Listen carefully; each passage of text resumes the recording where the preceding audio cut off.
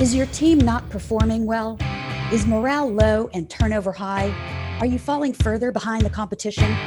I'm here to help. I'm Shani Magoski, and this is the Leadershifter Show, where business strategy and culture finally meet.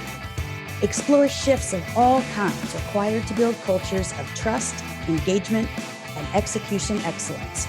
I promise I am not your typical boring leadership consultant, and I will help you and your team get your shift together. All right, we are live. Welcome, Leadershifters, to another episode of the Leadershifter Show with yours truly, Shani. You guys are going to be absolutely fascinated by today's guest. I know I sure am. We're joined today from Raleigh, North Carolina by Jon Rennie, who is the badass of badasses, if I'm allowed to say that, Jon, about you. So just a little bit of background on Jon before we officially welcome him and start bombarding him with questions. So Jon served in the military in the U.S. Navy and served an ungodly number of tours as a nuclear submarine officer during the Cold War. Yeah, fighting the awful Russians, who are now in the headlines again today as equally awful, right? So he had 7 deployments during the Cold War. And when he came back, he entered corporate America and more recently has become a real thought leader on the subject of effective leadership, has written 3 books. We'll talk about that. And I think you'll find his perspective and his come from on leadership fascinating today. So, Jon, welcome to the show. Hey, Shani, it's great to be here. Okay, so, I can't resist, even though this is a leadership podcast, I can't resist if you would indulge me and our listeners and viewers with some stories, some context and some stories about your time on a nuclear sub. Yeah, it's a really strange, in all the different ways you can serve in the military. Being on a submarine is a very unusual duty station in that we deploy for typically 3 months at a time, and there's women on submarines now, but back then there was no women, and there was 155 guys. We would go down in a metal tube for 3 months, and we would what we call hide with pride. So we would hide in the middle of the Atlantic Ocean and be prepared to carry out our mission if we're called upon. But basically, we hid from the world. We operated alone without any other assets, any military assets. So we were all by ourselves in the middle of the Atlantic Ocean. And under the Atlantic Ocean, I should say, and so we depended on each other to keep ourselves alive, basically. So we couldn't rely on. You couldn't dial 911 if something bad happened, or you couldn't call on another military asset to come save you. You were on your own. So that meant there was this shared responsibility on the crew and a shared vulnerability. Because even if the most junior sailor made a mistake, we would all perish. So, it's unlike an army unit where if you have a problem, maybe 1 or 2 guys, could be a casualty. On a submarine, it's either all or none. Like you lose everyone or no one. And so you're in this shared environment, which is really unique for any type of military asset or also any work. It's a very strange job. So, well, what was one of the scariest situations that you encountered, if that's still, if that's unclassified at this point? Yeah, I mean, I guess when you're young and you're in the military, nothing's as scary as it's you get used to that life. But I remember my first patrol, we were in the North Atlantic in wintertime, and it was just some really, really heavy seas. In fact, it was the same year that The Perfect Storm happened, the book that was written called The Perfect Storm. In that same year, in that same region of the Atlantic Ocean, we were facing sea states such that our submerged submarine was rocking 30 to 40 degrees on each side as we were and submerged underneath this major winter storm. So winter in the North Atlantic is no joke. And it was probably one of the hardest things I went through. It was like a 2 weeks winter storm we had to survive. And I remember thinking to myself, if this is the way life is on a submarine, I don't know if I can make 5 years. It was pretty brutal. But as it turned out, that was the only time I had sea states and ocean conditions that bad. We went under hurricanes and things like that, but usually you can get deep enough where it doesn't bother you. But this bothered us. It was pretty rough.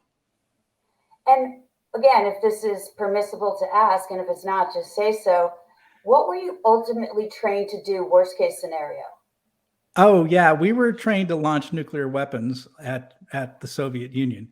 So we were the strategic deterrent. So we were the president's assets, hidden assets that were there to deliver very, very lethal force if need be. So so we were there. And back then, for those of you who remember your history, we had this Cold War. We had two superpowers that basically had a lot of nuclear weapons pointed at each other. And those nuclear weapons essentially kept the peace because nobody wanted to annihilate. We knew that if they launched or we launched, it's the end of the world. So those nuclear weapons kept, it sounds weird, but it kept the peace for 50 years, having these weapons pointed at each other. So I was just one of the many sailors who was part of that, defensive mechanism that we had in our country.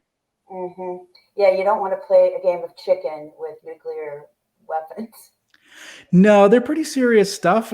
And so, but it was really strange, being a 22, 3, 24-year-old kid, essentially young man. One of my roles was to climb inside those missiles and make sure that everything was going to run properly.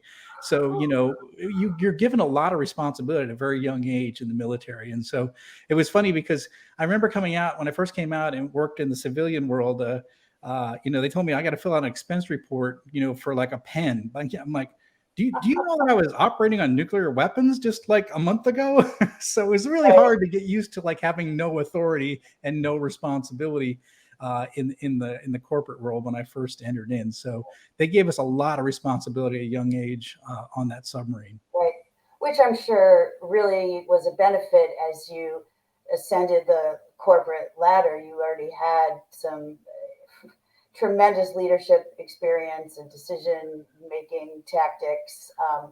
I'm curious what it was like actually to move into civilian life. Was it awkward? Was it scary? Like, give us some color. So again, if you can imagine what life was like, I made 7 deployments at the end of the, towards the end of the Cold War. So that meant these were 3-month deployments. This was 24/7. When you were deployed, it was 24/7. So you're a leader 24/7. There's no going home at the end of the day, having a hard day, or taking the weekend off, or just relaxing. You never relaxed. You were 3 months at a time. So you were used to a very fast-paced lifestyle. There was always something going on. We were always drilling, training, doing something, and you didn't sleep much, and it was a very, very intense lifestyle. So you can imagine, I came into corporate, and my first role in corporate was I was a design engineer. I have a mechanical engineering background, even though I never did it in the military. So I basically, they hired me to be a mechanical engineer. I was like, I have a degree, but I've never done it, So, but they give you a cubicle, and no one really trained me on what to do, and the pace was so slow. Like, like I remember talking to some of the guys. I'm like, we got to get this done. They're like, why? Like, well, it has to get done today. And they're like, no, there's always tomorrow, and then there's always Wednesday, and there's always Thursday.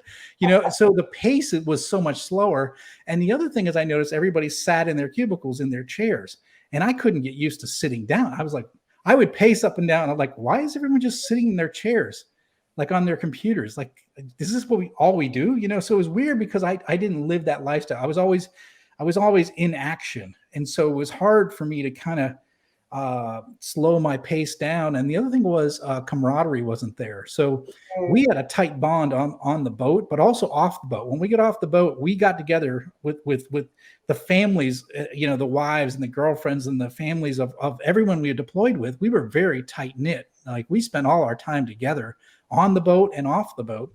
So, I was like, hey, we getting together after work? What's going on? It was missing. There was no camaraderie. I mean, I found it eventually, but there was a brotherhood that was missing. There was a camaraderie that was missing. And so I think, like many people who get out of the military, I was a little bit of a lost sheep in the beginning. Like, I didn't know what to do. I had no idea what to do.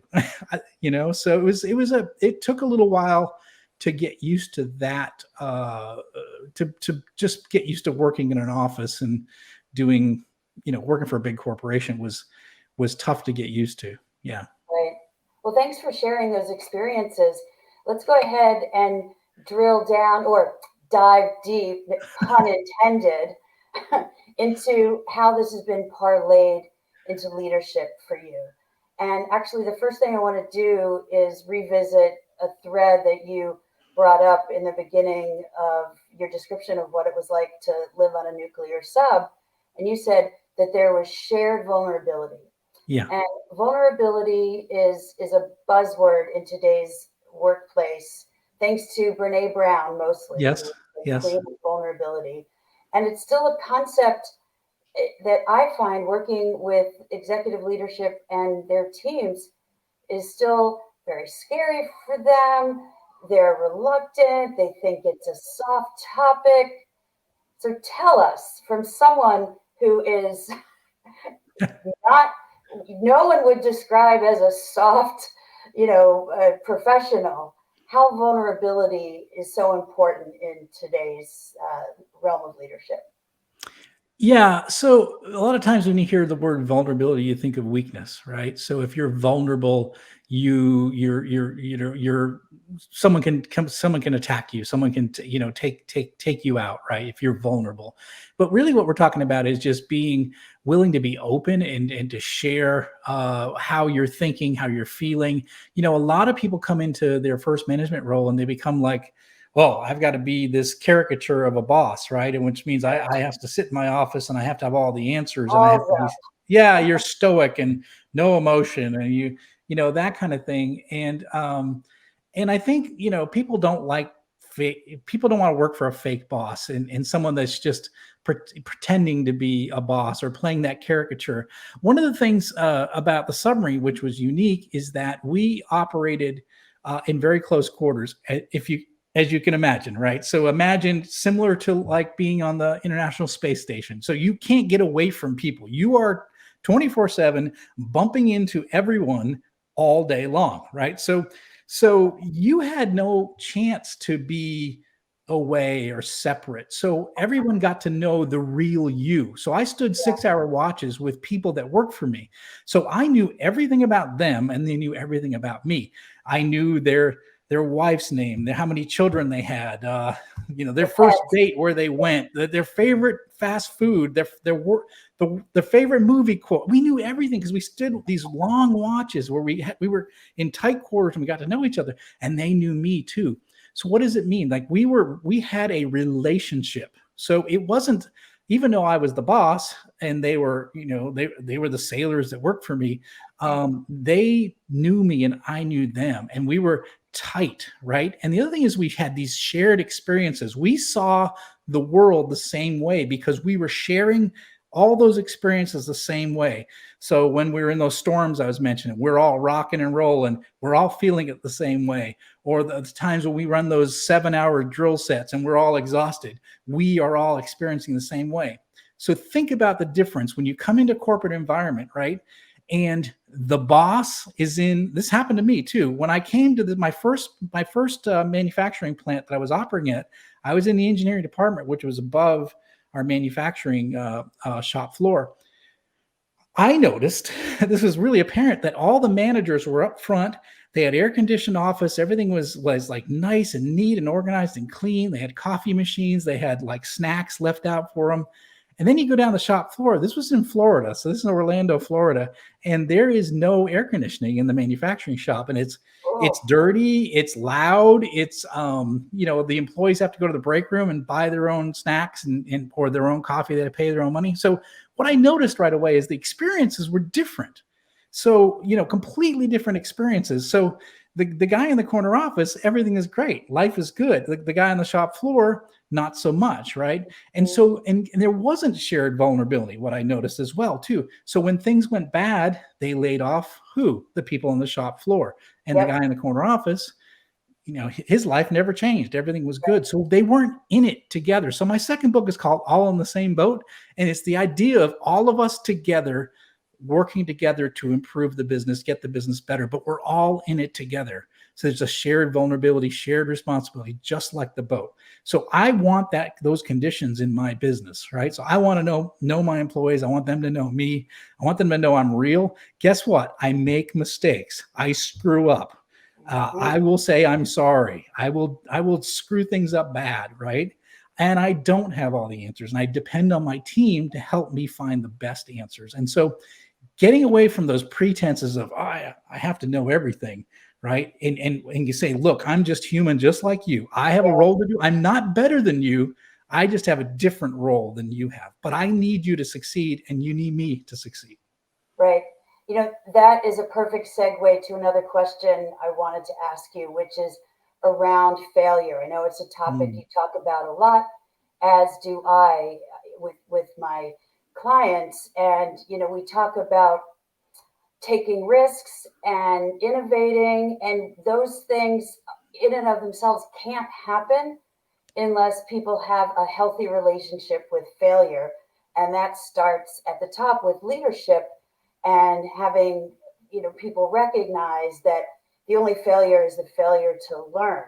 Correct. Right. And so just to frame the question a little bit more, failure in most corporate environments, I mean, not a nuclear power plant or something like that, but in most corporate environments, the stakes are a lot lower. And so it's like, let's try not to fail. But if we do, it's not the end of the world. And so we can go into that failing forward mindset. Talk to us about what that looked like on a submarine when the stakes are super high and you can't just accidentally, fire a missile or whatever. So you get the gist. Yeah. So it's surprising to probably hear this but that's how we learned on a submarine, is through failure. But I would say it's through controlled failure. And this is something that's really unique and something that I really like to see more and more of in corporations and companies. But the idea was this. So when we stood watch, when we were young and we were coming on board and we were new, we would stand what's called under instruction watches. So we would have a mentor, somebody who was a senior watchstander, and we would stand as the junior watchstander. So like as officer of the deck, there would be an officer of the deck, and I would be the junior officer of the deck. So I would be underneath the tutelage or the mentorship of the senior watchstander. Then they would throw drills at you. They would throw everything at you possible just to see how you would make decisions, how you would restore the boat back, restore the boat, get the boat in a safe condition. And one of the things they always do is they made sure to give you so many drills that it was impossible to get it all right. They wanted us to fail. And why? Because it's such a powerful teacher. There is such an emotional connection to failure, right? So it's embarrassing. It's because I'm standing in front of the whole watch section, right? And they're all looking like, oh, I can't believe Rennie did that, and it's embarrassing. It's emotional, right? And you just, in all your core, you're like, I don't want that to happen again. So you take the time to learn and figure out and ask questions. What did I do wrong? How could I have done it differently? And, and the senior watchstander be like, why did you do that? This is when the procedure calls for this. And this is why when you do this. And so explain why I made the mistake. And the point is that you wanted to get better because you didn't want to have those feelings again. Right. And so, that kind of those failures are powerful teaching tools, right? And they help you get better. What now you contrast that with when I started working in corporate, what I realized is failure is not allowed, right? We're too busy to fail, right? So what do? We give our most difficult task to our senior employees, and we give the junior employees grunt work that's easy, it's simple, And so they don't screw it up, or if they screw it up, it's very low risk, right? Right. And so the senior people are doing all the hard work. They're all doing all the heavy lifting. And these junior employees that may have spent their lifetime going to college, getting certification, doing everything to finally get to their first job. Maybe it's their dream job. Maybe they're working for Apple or Google or whatever.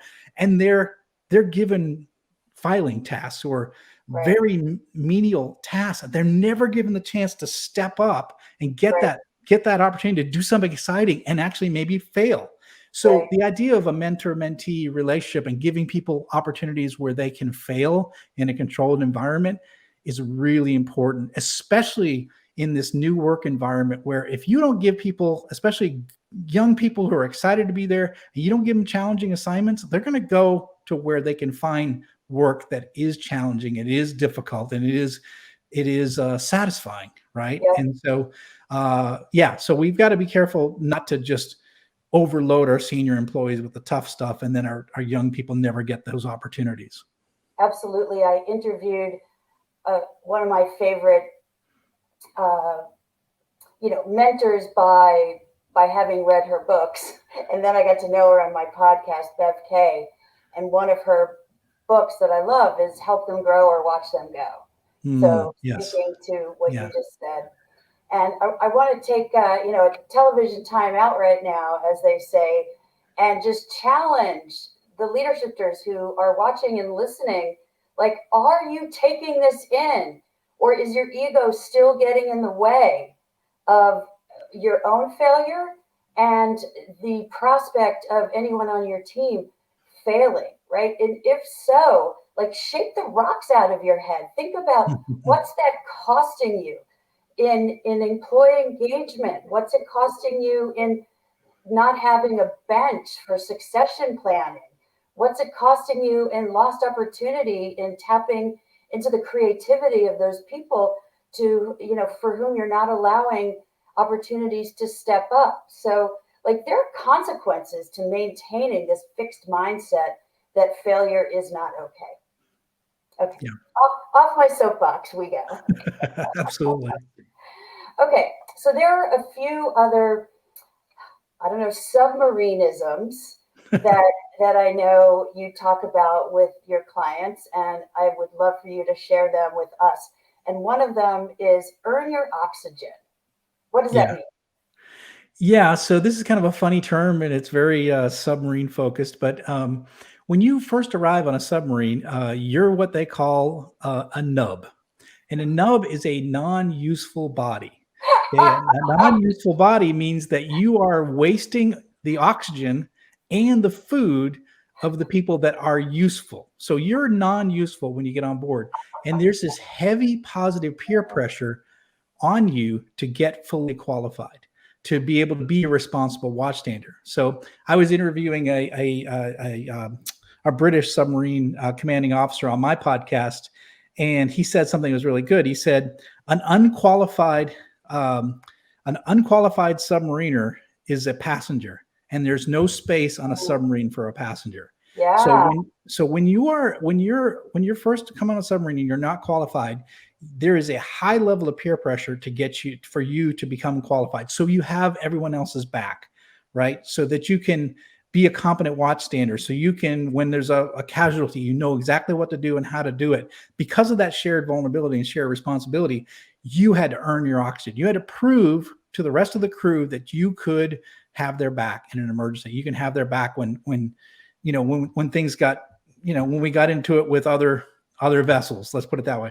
So you had to know your stuff. And so there's this positive level of peer pressure to be able to get qualified. So you had to go through a qualification process. They gave you a qualification card, a qual card, and you had to go around the ship and you had to get signatures from all the qualified watchstanders proving you knew every hydraulic system, every electrical system, every torpedo casualty drill. So you had, and it takes a year. It took me a year to get fully qualified on every watch station and every aspect of that submarine before they give you what they call the gold dolphins. It's an emblem you wear in your uniform, which says you're fully qualified in submarine operations. Great. So imagine this. I get to my first civilian job, and I mentioned I didn't know what to do, and there was really no onboarding or anything. I was sort of sitting in a cubicle trying to figure out what to do. And there's no Qual Card. Nobody hands you a Qual Card saying, oh, you got to go to all these people and get a signatures to prove that you know what you're doing as an engineer. So I actually did it myself. So I figured out like, okay, well, no one's going to teach me. No one's going to show me. So I need to do the same things I did on the boat. I want to go around to all the qualified, the experienced people working at this company, and I want to spend time with them. I want to learn what they do. And yeah, I didn't have a Qual Card and I didn't get signatures, but I was like that puppy dog. I was showing up every day.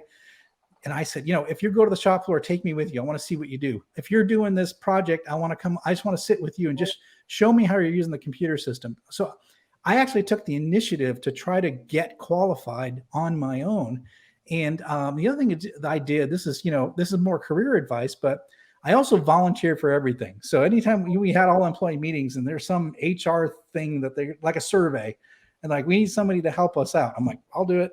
And then we need someone to get qualified as an internal auditor. I'll do it. So I just volunteer for everything so I could get exposure to every aspect of the business. So I become valuable. I didn't want to be a nub, a non-useful body. I wanted to be a useful body, right? And so a lot of times we give our careers the responsibility of our bosses. Well, my boss is going to manage my career.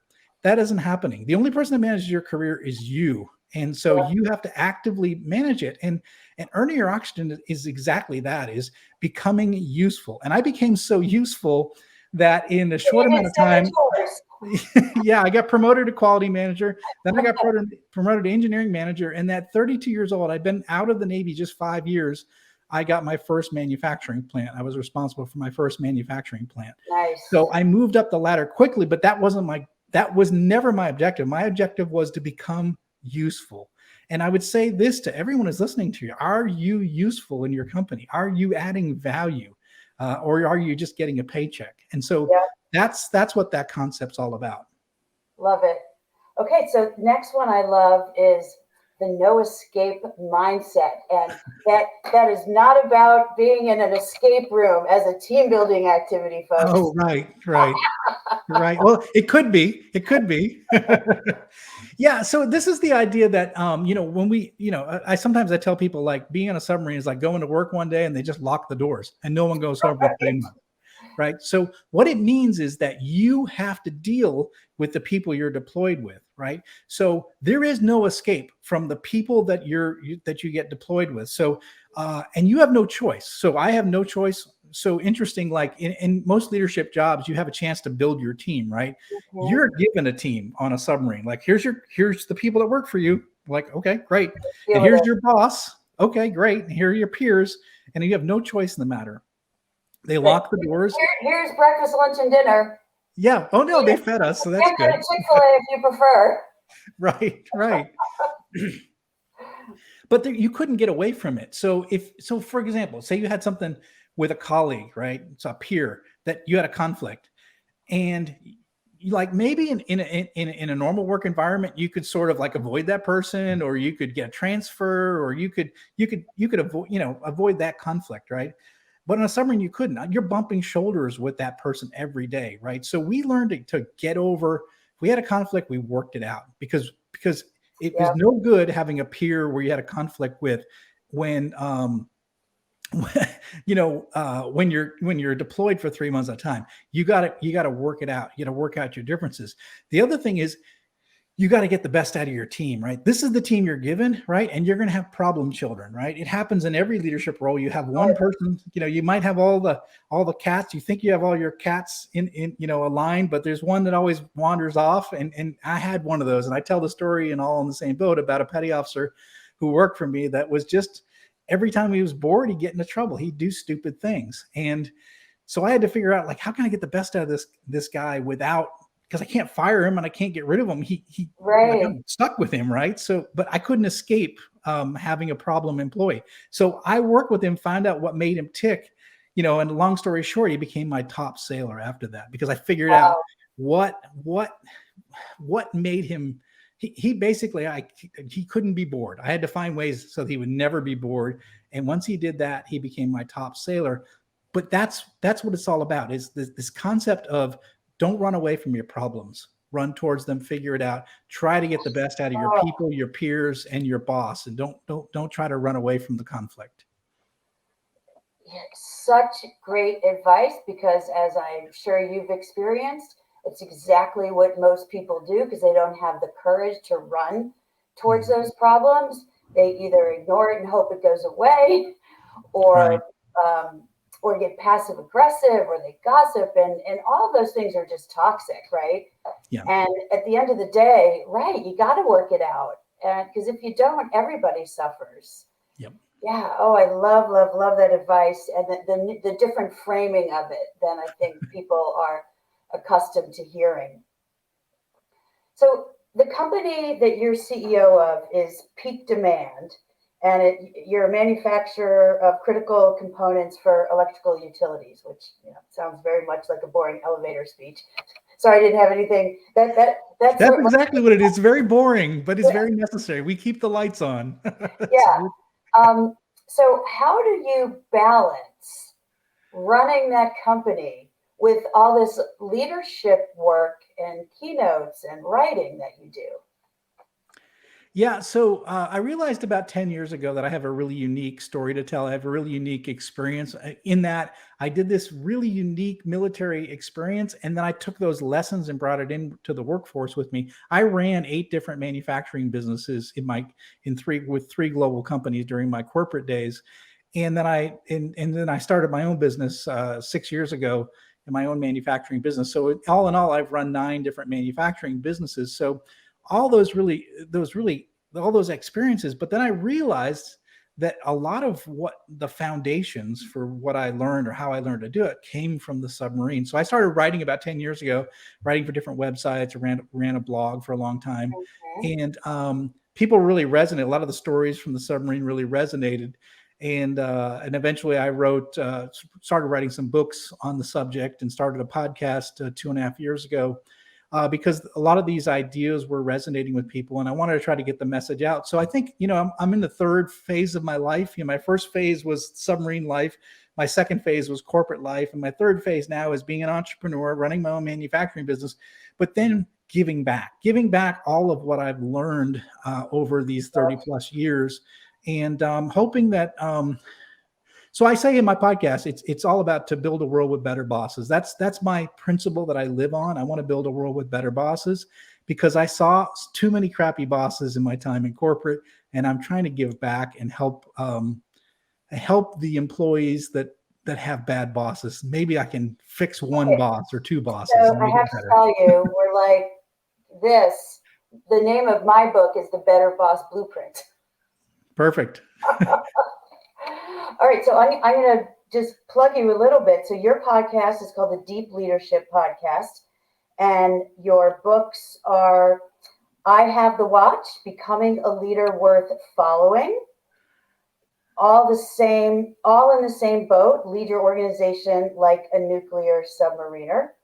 And then your newest book is You Have the Watch, which is a companion to I Have the Watch. Tell us about this 3rd book, because pre-show you were telling me about it, and I absolutely adore the concept. Yeah, I wanted to do something different. So how we met, most leadership training or leadership books are like a one-time event. You go there, you learn something, and you try to apply it for a while. And then, after time, you stop, right? You get back to what you're doing, right? So I wanted to create something that would be with a leader, a young leader, maybe someone either a new leadership role or maybe a brand new leader or someone coming into a new role, right? I want to create something that's going to be on your desk, be a companion with you for an entire year. So it's actually a guided journal. And so there's 50 themes in the book, and each day you reflect on a different facet of that theme. And so there's exercises in the books. There's things to do like, okay, one lesson might be present. So what does being present mean to you? How can you be more present today? And then you reflect back on it. And so like the book is just filled with places to write down and journal how things are going, how you're evolving in your leadership journey. So this is meant to be with you for an entire year as a companion to help you work through trying to become a leader worth following, trying to become not one of those bad bosses, but one of those great leaders. And so that's what it's meant to be. It's meant to be on your desk and for you to work it out over an entire year. So, yeah. Highly apropos that you use the example of being present. I literally have that tattooed Oh, wow. on my arm. It's a Wow. lotus flower, and it's hard to show it. And the stem of the flower is written in cursive, and it says "Be present." Like that is so important to me, and Mm. it's such hard, lifelong work that I decided to tattoo it on my body. I think it's wonderful, and it's a great reminder, to get out, get out of your office, go to where the value is. I tell that to young leaders all the time. Like, you cannot make decisions in your office. You cannot make decisions in a conference room. You need to go where the people are. You need to go where your team is. See things with your eyes, and you will learn how to do things and learn where it's at. So, just quickly, one of the things I developed through my time in manufacturing was a thing called Fridays on the floor. And so the first Friday of every month, all our management team and eventually all our salary employees would go on the manufacturing shop floor and work for 4 hours in various departments. We'd rotate through different departments. Oh, I love And the that. point is that we had that shared experience, and we get to see the world the same way our employees saw the world.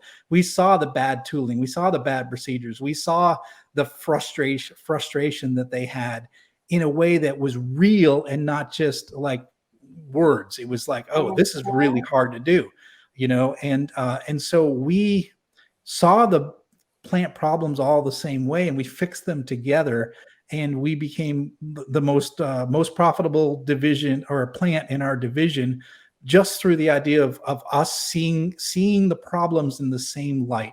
A lot of times you have this us and them attitude in most companies, where management thinks they know the answer, but the employees really know the answer, and they never connect. So Fridays on the floor is one of the things we talk about in my book, how it's something you can do to just share those experiences. So I was doing this. It's almost like Undercover Boss, which is a great show. Yes, yes, yes. But Except you're not it was long you know before you're there. Undercover. Yeah, it was long before Undercover Boss was written, and it's just something I believe in. It's something that came from the submarine. Shared experiences, see the world in the same way. Right. Well, any last words of wisdom for our audience before we wrap this amazing conversation up?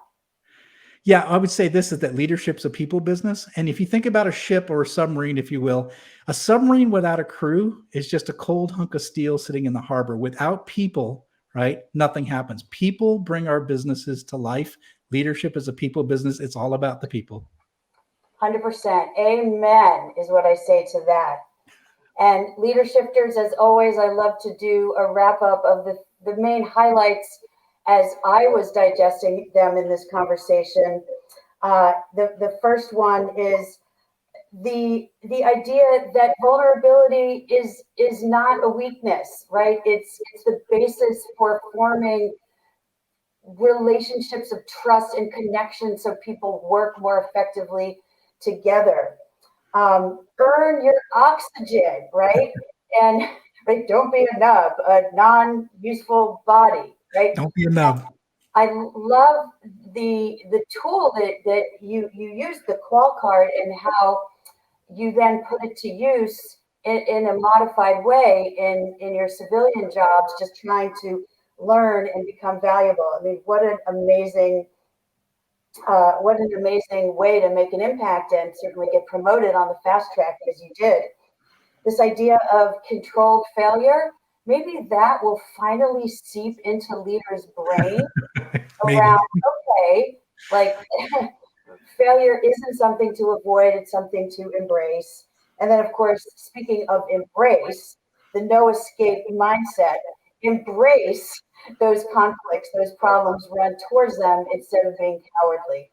So I thoroughly enjoyed this conversation. Jon, thank you so much for being a guest. Thanks, Shani. This has been a lot of fun. Great. How can people reach you if they want to know more or buy your books or follow up? Everything's at jonsrennie.com, and all my links to social media, all my books are there, everything, the podcast, everything. jonsrennie.com. It's that simple. Okay, well, I salute you, and I salute all of my leadershifters who have been listening and watching. Till next time.